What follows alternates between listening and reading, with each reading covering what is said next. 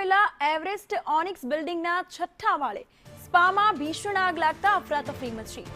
ઘટનાની જાણ થતાં ફાયર વિભાગ તાત્કાલિક ઘટના સ્થળે પહોંચ્યું। પાણીનો મારો ચલાવી આગ પર કાબુ મેળવવાના પ્રયાસ હાથ ધર્યા તો લિફ્ટમાં ફસાયેલા લોકોને સુરક્ષિત રીતે બહાર કાઢવામાં આવ્યા છે। સદનસીબે કોઈ જાનહાનિના અહેવાલ સામે નથી આવ્યા।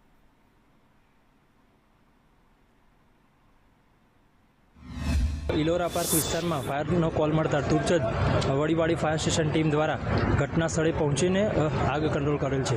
સેકન્ડ ફ્લોર પર 2 થી 3 વ્યક્તિઓ ફસાણા હતા, તેમને વડીવાડી ફાયર સ્ટેશન ટીમ દ્વારા સફળતાપૂર્વક રેસ્ક્યુ પણ કરવામાં આવેલ છે।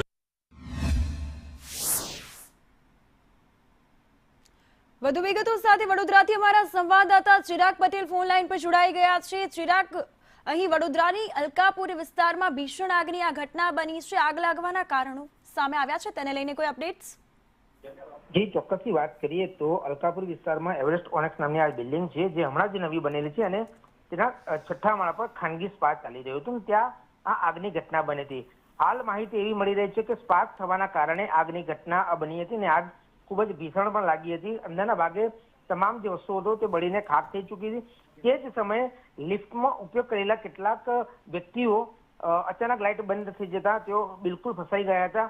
લિફ્ટ વચ્ચોવચ્ચ ઊભી થઈ ગઈ હતી। ત્યાં ફાયર વિભાગની જાણ કરવામાં આવી। ફાયર વિભાગ ત્યાં ઘટના સ્થળ પર પહોંચ્યું હતું અને તાત્કાલિક ધોરણે આગ પર કાબુ મેળવ્યો અને બીજા તબક્કામાં જે ફસાયેલા વ્યક્તિઓ હતા તેઓને બહાર કાઢવામાં આવ્યા। લગભગ 2 થી વધુ જે વ્યક્તિઓ હતા તેઓને આ લિફ્ટનો દરવાજો તોડીને તેઓને બહાર કાઢવામાં આવ્યા છે। જી બિલકુલ, ફાયર બ્રિગેડની ટીમ પણ ત્યાં ઘટના સ્થળે પહોંચી હતી। કોઈ જાનહાનિના અહેવાલ, તેને લઈને કોઈ અપડેટ્સ? ના, બિલકુલ નહીં। કોઈ જાનહાનિના જે અહેવાલ છે તે અહીંયા પ્રાપ્ત થઈ રહ્યા નથી, કારણ કે જે સમયે આગ લાગી હતી તે સમયે એ જે સ્પાનો જે ભાગ જે એરિયા હતો તે બિલકુલ ખાલી હાલતમાં હતો। એ સ્પા બપોરના સમયે ચાલુ રહેવાના જે છે તે અહેવાલ આપણને અહીંયા મળી રહ્યા છે।